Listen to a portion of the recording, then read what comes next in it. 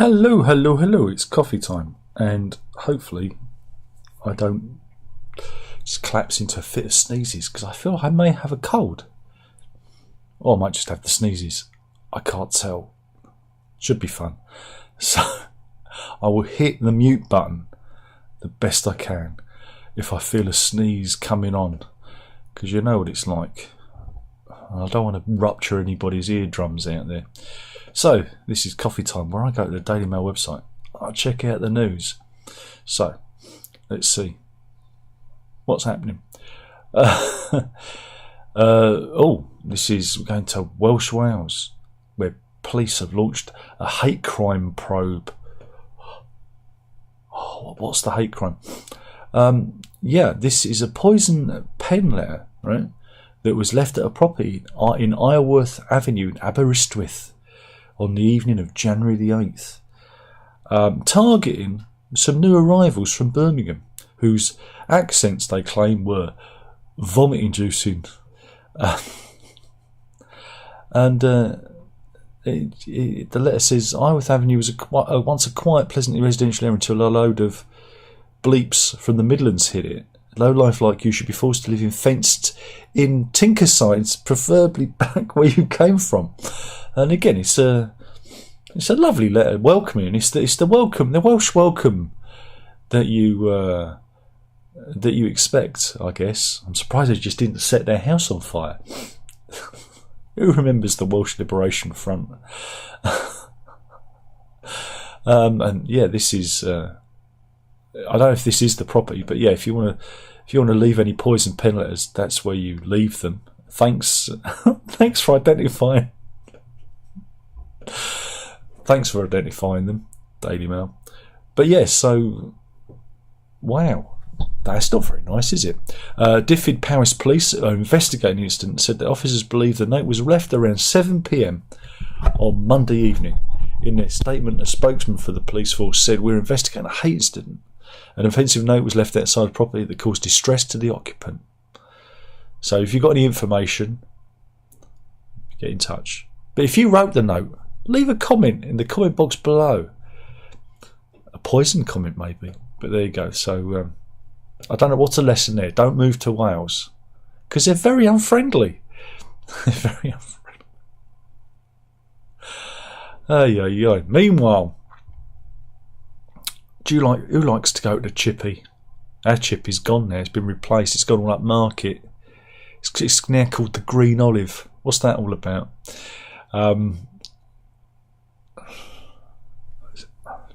They've kind of rebranded themselves. The old owners have moved on, and they've rebranded them as high-end kind of Greek cuisine. Also sells fish and chips, but they're souvlaki. They're pushing. They even put a table and chair outside. It was like -1 the other day. It's like no one's taking it. Anyway, I'm getting off the point. But do you like fish and chips? It is Friday. We always have fish on Friday. But they reckon if you've been in a UK chippy recently, there may be a chance that you've been eating shark meat. Dun dun dun. Scientists say that shark is frequently sold as unlabelled mystery meat in chip shops and restaurants around the world, including Britain. This is from researchers from Dalhousie University in Canada that found that 80 million sharks were killed in 2019, up from 26 million in 2015. Don't worry, the cod will soon be back on the menu again. But yeah, the worrying number is that 25 million of those were from species already threatened with extinction. And here's a stock image of a fish and chip. Let me just get me. There you go. Cut off a bit there, didn't I?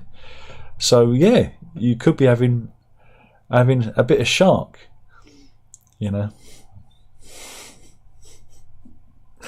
Can I even be bothered to do a pun on shark? I don't know if I can be even bothered to finish this article. So yeah, next time you go into the fish and chip shop and you ask for cod and chips, you can tell them to make it snappy. This is the worst thing ever, isn't it? I think this truly is the worst thing on the internet.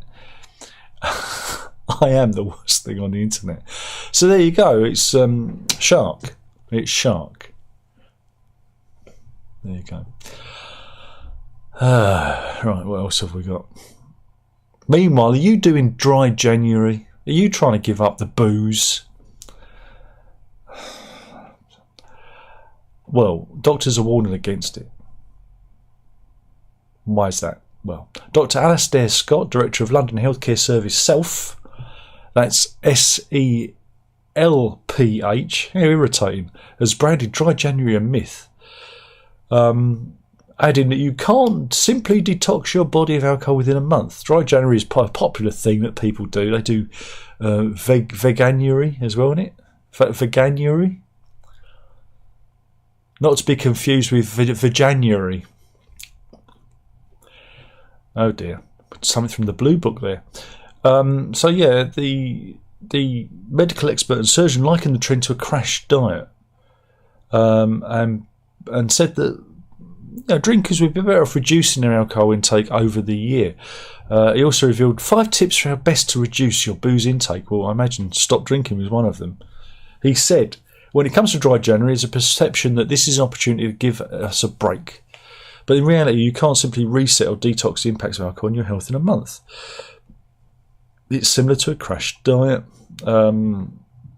Whilst cutting out alcohol for a month will leave you feeling energised and help you sleep better, there's little benefit to it.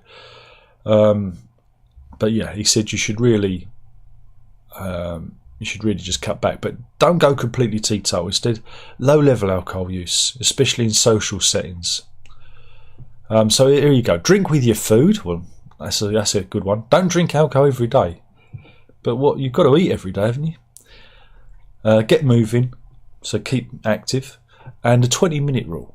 Right, have a 20-minute break between your drinks. I used to have a terrible drink problem. Kept spilling me pint. Are you plagued with a never-ending cough? It's cancer, isn't it? It's always cancer. I've got the sniffles. I've got the sneezes. Pity me. Sympathy, come on. Give me all your sympathy. Come on, I need it. But yeah, Ron Eccles, an Emeritus Biosciences Professor at Cardiff University, it's good, I got the right teeth in today, and former Director of the Common Cold Centre, says winter is the most timely of the year for catching colds. No shit, Sherlock, especially as children return to school and nursery. Yeah, the kids have been back this last week, and so it could be worse, could be norovirus. Oops, I disturbed the dog then. He said there are also more colds in winter, and the wet weather has kept us indoors, and damp has helped viruses survive better. But he's got a little chart. There's a little chart here. Is it cold? Is it flu? Or is it COVID? Let's play the game. Dun, dun, dun, dun, dun, dun, dun, dun, dun. If you've got a fever, it could be flu or COVID. If you've got a cough, it could be common cold, flu and COVID. Headache, flu and COVID. Sore throat, cold, flu and COVID. Runny, blocked nose. Oh God, I could have a cold, a flu or COVID. Sneezing, cold. Well, that's it. That's what I've been sneezing a lot. Aches and pains, flu. But not COVID or common cold. Fatigue, flu. That's funny because I've heard people with COVID feel tired. Loss of smell or taste, COVID. But you also get it with the cold too. Haven't you ever had a heavy cold and not been able to taste anything? Or even the flu for that matter. So I think that's a little bit, shortness of breath. What does the cross mean? Is that a good thing? Oh, never occurs. Okay. Diarrhea, nausea, vomiting never occurs. But it can happen with the flu. I also heard it can happen with COVID too. Loss of appetite, flu. Remember, starve a fever, feed a cold. I nearly got it the wrong way around. And COVID, I don't know what you do with COVID. So there you go. That's it. You're ill, you're sick, go to bed. Or, if you want to have fun, go to work. Or go out, mingle, spread it with everyone else. Why should you be miserable and sick when everybody else could be sick too? Okay.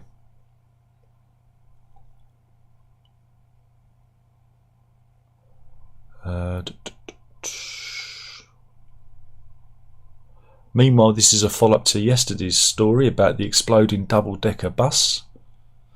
Electric double-decker buses in London will remain in service. This is after a huge blast destroyed the back of an Optare Metro deck. It was more than the back, it was everything, wasn't it? 1050 bus, which was travelling from Mitcham to Rains Park it was in Wimbledon yesterday at 7:20. But yeah,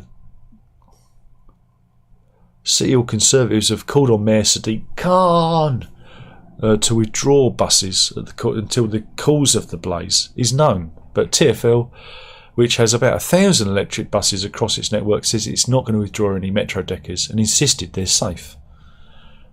A spokesman said London's bus network remains safe to use and other buses in the fleet will remain in service. TfL and bus operators will not hesitate to take action, if required, to ensure the network remains safe.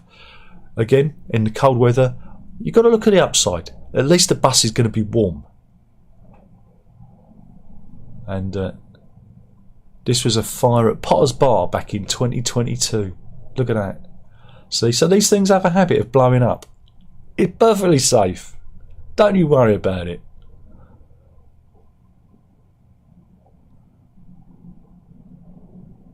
Meanwhile, the ULEZ Blade Runners have struck again. Where's this? This is CC cameras on Erith Road, just off Barnsearth Road roundabout, and Bexley Heath have been cut down.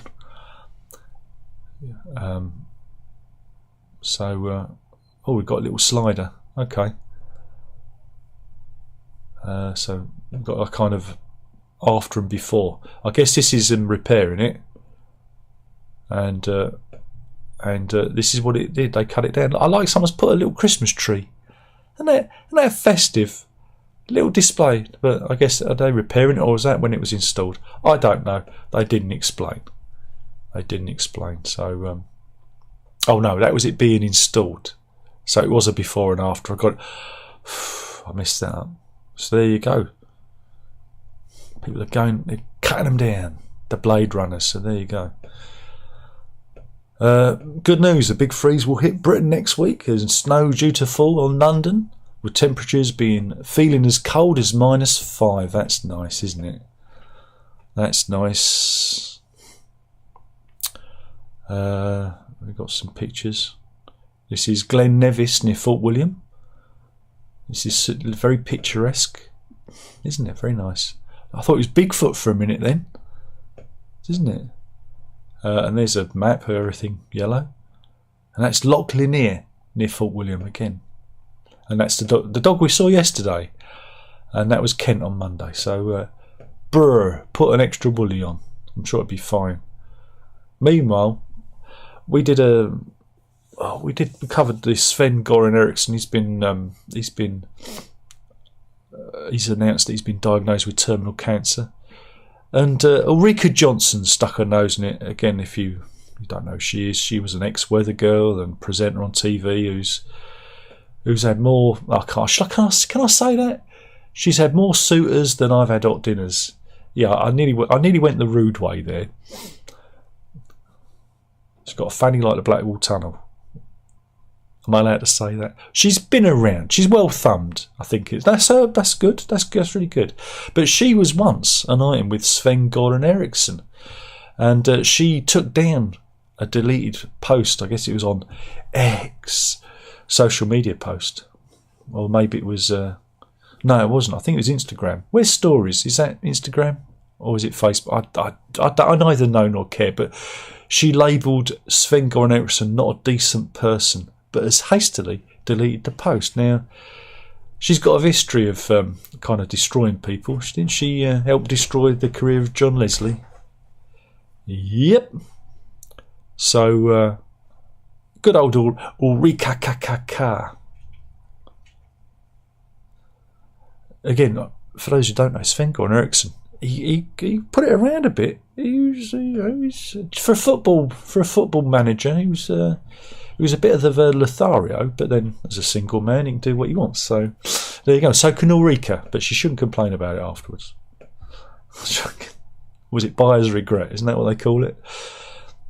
Anyway, good news, everybody. We've dodged recession. The economy grew by 0.3%. Meanwhile, let's go to Germany. I was telling you about this morning, but the story's popped up again. I read this a few days ago, but here it is. It's a story about Germany. You know Germany? Apparently Germany is now crippled by rail strikes and tractor blockades in its own winter of discontent. And they reckon the far right is licking its lips and making a move, yeah. They reckon that there's been rail strikes by rail workers angry over pay and working conditions, 8-day nationwide protests by farmers, and now it's governed by a three-party coalition led by Chancellor Olaf Scholz that is failing to agree on anything, bringing inertia. And they reckon it's going to bring them into the hands which states Germany needs new elections. There you go, and that's Olaf Scholz who's behind it all. And that's hundreds of tractors taking protest in a rally at Augsburg in southern Germany on Wednesday. Blimey. Look at that. Protests on the streets of where was that? That was in Berlin, yeah. Blimey. See? So we're not the only ones who are going through strikes. They're going through the same problem. And again, food prices have gone up for them. They're suffering from food inflation that's slightly higher than ours.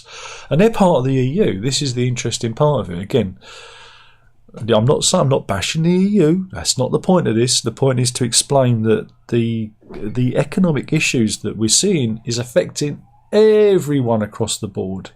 Even Germany, which is one of the big players in the EU, Germany and France, of course. So again, the French situation was interesting. I don't know, I've not really heard much from them. So yeah, it's all happening in Germany.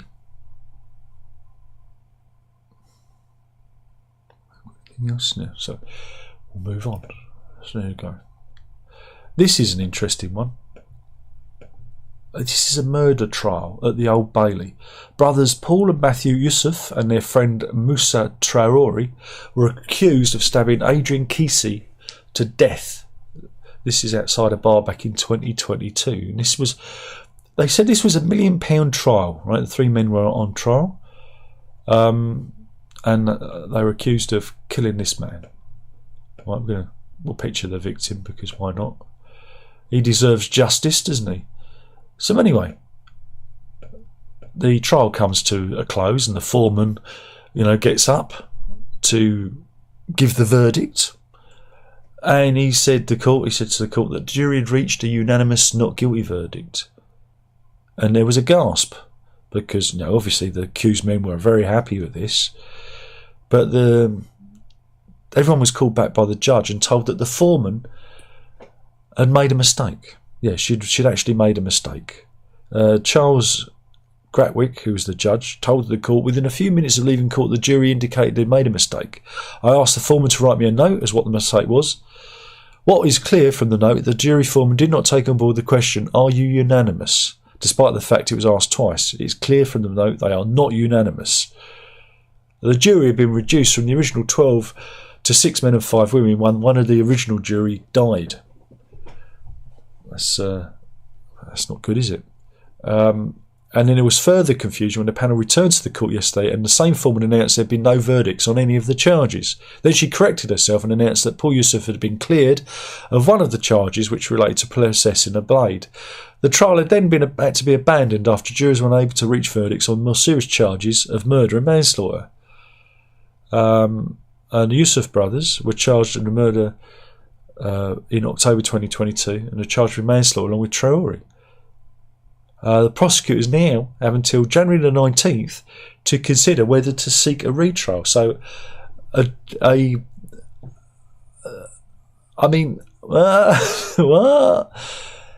The foreman of the jury threw £1 million case. Surely that's got to be kind of. Can't they put them in prison for that? Isn't that purge? What an utterly bizarre story. Wait a minute, I'm getting a bit blocked up. I thought there might have been a sneeze coming. Meanwhile, controversial health news. Turkish professor Hüseyin Kaksin, right, has sparked outrage.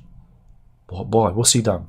Well, in an academic paper, right, that many believe the incurable condition, right, he said it's... I'll start that again, sorry. He wrote in an academic paper that many believe that the incurable condition, MS, suffered by 2.3 million people worldwide, had a supernatural cause. Yeah. He claimed that MS is a punishment from Allah. Yeah, his report's now retracted. But Professor Kaksin accepted that his own theory could never be proven scientifically. One critic described the theory as vulgar and trash in a social media post viewed 1 million times. Now, I don't know about you, but would you trust this man? I wouldn't trust him to write anything. No, I don't trust him.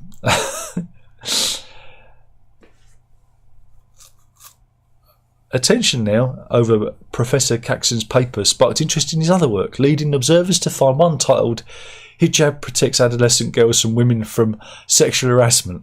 He's really progressive, this guy. He's really forward looking. You know, stoning, a good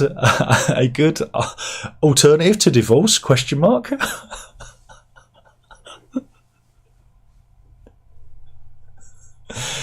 Oh dear.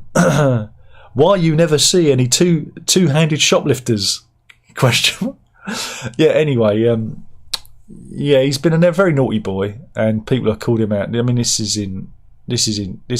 comment's in Turkish, I imagine, but yeah, they've translated it, and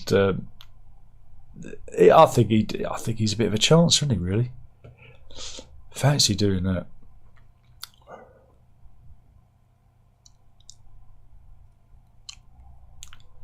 Right, what else have we got?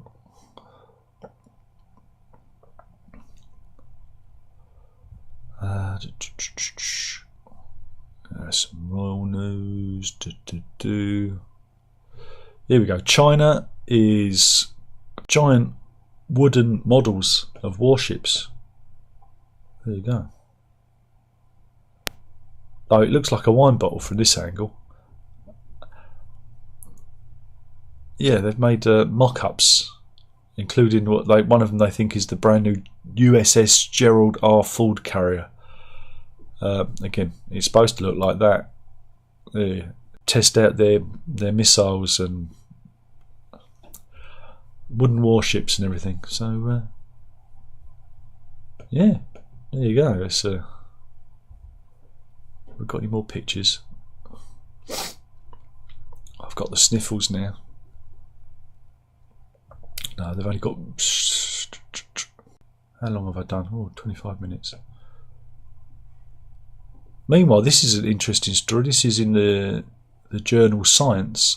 Archaeology connecting roads tucked in the forested foothills of the Andes that lasted about 1,000 years. And so, again, I get it. I don't know. It's not giving much detail. I don't know. You don't know how to read that, but that's part of it. So that's at the Upano Valley in Ecuador, near the Upano River. And yeah, so I see. That's what it looks like. They've done like a relief map of it. It shows a main street crossing an urban area, creating an axis along which complexes of regular platforms are arranged around low squares at the Copuno site. Fascinating stuff. Lost civilizations. Meanwhile, let's get some poll news. Yeah, we're going back to the the Telegraph polls. It seems to be the Daily Mail's bugbear at the moment. This is an interesting turnaround. Residents of East Riding in Yorkshire used their cars to stop telecom workers from installing 500 ugly broadband... I don't think they're ugly. They describe them as ugly. Broadband poles in their town. And now it's been a unique turnaround because they've discovered that the broadband poles were illegally installed without permission. Yorkshire Council suspended the work near Heddon, near Hull. But even so, more broadband poles have appeared. Broadband operator MS3, the company that's putting the poles up, said it was now working to find the most suitable location. And so we've got, again, this is their telegraph pole crazy on the Daily Mail. It's their big thing. Do you remember when it used to be just like illegal immigrants? Now it's telegraph poles. There's always something, isn't it? But changes to the law since April 2022 mean operators can erect poles without having to apply to councils for planning permission. However, according to government, scheduled monument consent is needed to carry out work that would demolish, damage, remove, repair, alter or add a scheduled monument. What's a scheduled monument? And failure to obtain consent from Historic England on behalf of the Department of Digital Culture, Media and Sport can be classed as criminal offence. And that's what they reckon has happened here with these telegraph poles. Fascinating. All right. Okay. What else have we got?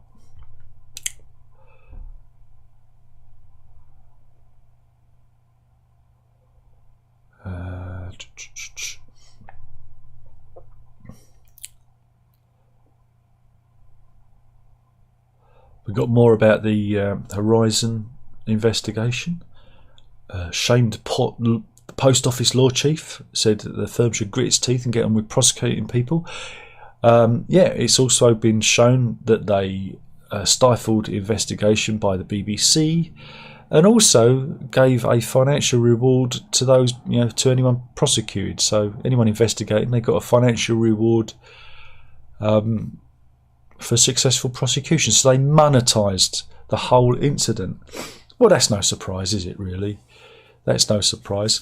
Oh, God. Sorry, my nose is running. Run after it, then. Good news, everybody. There's a new magic mirror in town. Really? Is this from CES?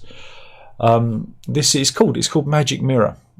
And it's a 21.5-inch tablet. Here it is. There's a guy looking at it, and it's by a company called Neurologics, the Anura Magic Mirror, and it basically looks at your health. It tracks over 100 health parameters and scans your blood flow just under the surface of the face. You can do it all just by your face, and it will tell you when you're going to die. Yeah, I reckon it can tell you using your facial skin age. They look at me and goes, blimey. last time we saw anything like that, it was underneath a pyramid. AI mirror predicts when you'll die. Lovely. It'll tell you if you've got a chance of heart attack and other chronic illnesses just by looking at the blood flow in your face. No thanks. No thanks. Technology, isn't it marvellous? Isn't it marvellous? What else have we got?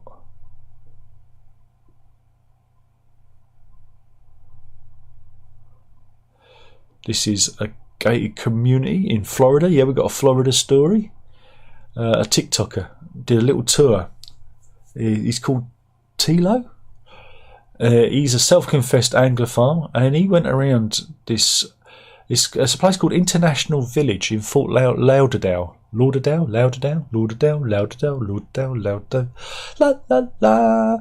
And he thought he'd check it out because he'd heard that it's supposed to be based, the architecture and the look of it and the way it's designed, it's supposed to be based on Britain, on our architecture, and has taken influence from Yorkshire and Nottingham. And so here he is. He's going in. He's having a look round. Right. He's thinking this is going to be good. And then so you've got little signs outside. You go, okay. I'm sure that's the Swiss. That's what's on my Swiss Army knife. I'm sure of it. Yeah. All right. It's rubbed off. Sorry, but trust me, Swiss Army. And so let's have a look at some of this. English Common. Okay, okay. Oh, that looks very English. They all look like that up in Nottingham. It's more like Swiss, isn't it? It's more Europe. That's definitely Swiss or Bavarian. Well, it does say Zurich on it, doesn't it? It says Zurich on it. I think he's gone to the wrong place. But yeah, you can go. Oh, I see. You can go to Bordeaux, Grenoble, Marseille, Orleans, Yorkshire, and the Cabanas. Yeah, I'm not really getting it. Do you know what it's missing? It's missing a Greggs. That's what it's missing.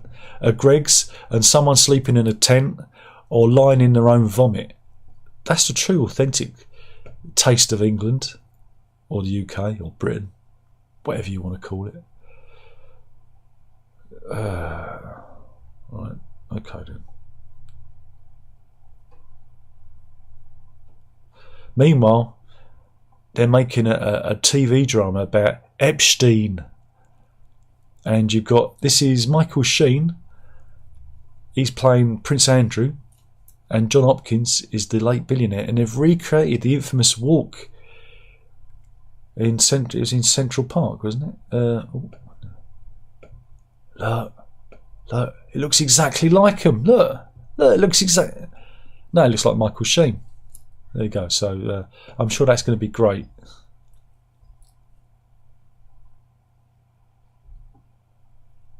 That's going to be just great.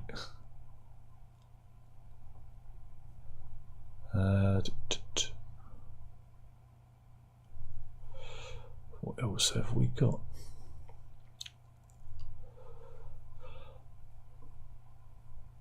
Oh, I think we'll just go to the. Oh, that hasn't refreshed. That hasn't refreshed my. Oh, it doesn't matter because I can find the stories here. There are 2 animal stories today, and I've just got to find them. I had them in my funny folder, but my funny folder hasn't been updated. The first one.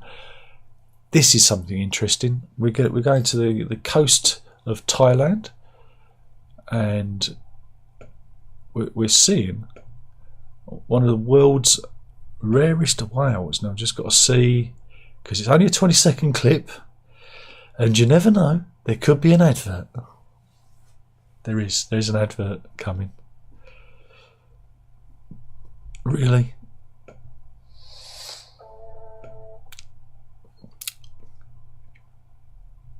A 30-second clip. Anyway, here we go.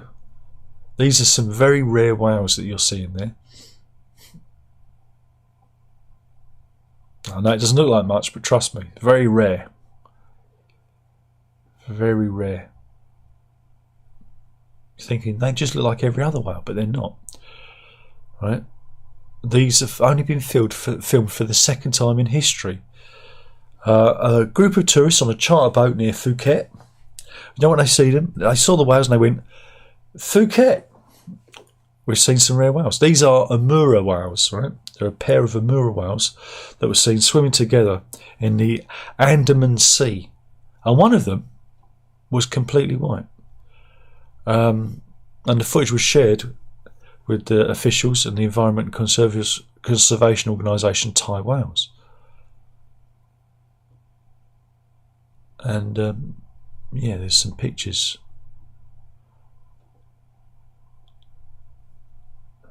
Let's see. Very rare whale. And one of them was like Moby Dick, completely white. There you go. So that's a rare whale story for you. Oops, I just closed the window. Didn't want to do that. But we do have another animal story because it's Friday and I like you guys out there. There is another animal story. I'm just got to find it because I zipped past it. This is. Again, there's another clip. This is a husky at a rescue centre called King. He's at a Arizona rescue centre, and I'm just waiting for the thing to do its thing. Come on, is there an advert? Yes, they're golf clubs. If you want some new golf clubs, just want to see the dog. This is a husky in action called King at an Arizona rescue centre. And what he does, the dog has escaped. Look. And he's letting his friends out, or her friends. I think it might be a she, I'm not sure, but look. The cheeky monkey. He's like Houdini. Should be called Houdini. Look. That is one clever dog. Look, he's got the run of the place. Or she's got the run of the place. Whoops. Help himself to some grub. Go on, my son. Or my girl.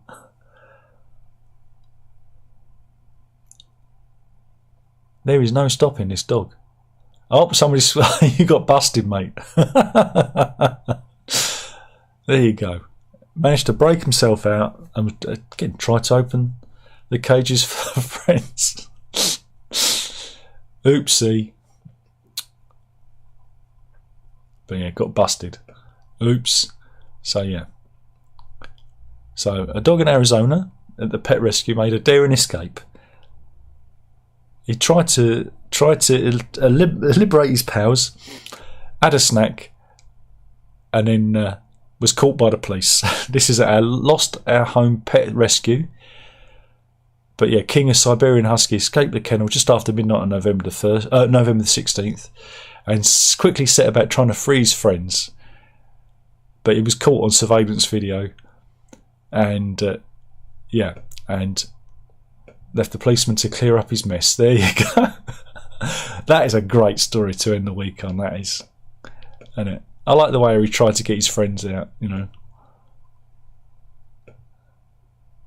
But always time for some grub. So now shall we look, see if there's anybody in the chat room, shall we? Let's have a look. Oh, sorry, just waiting to do the thing. There we go. I'm here now. 9 people in. Robbie's in. He says good morning, and Payne says afternoon. Exactly. Morning, afternoon, evening. That's the whole day gone, isn't it? And Robbie says I haven't been drunk in 7 years. I rather enjoy it. Yeah, it's good, isn't it? Not getting drunk. I'll tell you, the problem with it is just as you get older, the hangovers hurt more. I mean, again, when was it? Was it last year? I think we'd been out, you know, had a few drinks in the summer. Maybe it was the year previous. Again, it was such a long time. I had a few drinks and I could feel the hangover coming on after 2 pints. It was like, oh, Jesus Christ, a hangover. 2 pints of cider and I could feel a hangover coming on. But I was having a meal, so you know, I wasn't just drinking. Payne says the doctor's messages were sponsored by Oddbins. Yeah, maybe. Emeritus means retired, but kept on because they know the university. I like it. Osborne says Ulrika is like the village bicycle. Everyone's had a go. And Payne adds, do you mean rusty and flat? Oh, Simon likes that. He says, yep, something like that. Robbie says, I thought it was because she likes to ride hard and fast to see who comes first. Oh, they're making their own jokes up. I don't like it. Simon's in. It's a good day. How's it going? It's going. I think I might have a bit of a cold, but we're doing. And Renee asks, all good? Yeah, a bit sniffly. Simon says, I need a bit of cheering up. A good animal story to chase away the winter blues. Simon says, I thought Phuket rhymed with bucket. No, you're not allowed to say that. You've got to say it Phuket. It used to do that, but you know, now you've got to be nice. You've got to do the nice pronunciation because, you know. And for those of you who didn't see the video earlier, we've got a new raffle. The new raffle is live. It took me a bit of time because it took me ages to get the thing from Amazon. It took 2 days to arrive, but new raffle for anyone who's following these kind of things. 50p a ticket. Get in quick. The first 3 days. I only launched it last night, but the first 3 days you get lots of bonus tickets for taking part. It's all on the place. I think you can even win 100p if you share the competition. That's what the people on raffle say. Meanwhile, Jari's Jethro Tull set is winging its way to Finland. £11.25 for postage, I might add. £11.25, that's my point. But yeah, worldwide, anyone can take part. That's why that's why I'm asking for tickets, because £11.25 for registered delivery to Finland. It's not cheap. So there you go. So you can do that. Robbie wants to win a pair of my drawers. Well, I don't wear drawers. Jesus Christ. Only women wear drawers. Jesus, what's wrong with you? So that's that. That was the news, I believe. I believe that was the news. Killing the channel, one video at a time. It's the weekend. Go and have a good one. You know. You got to drink out. Ta-ta.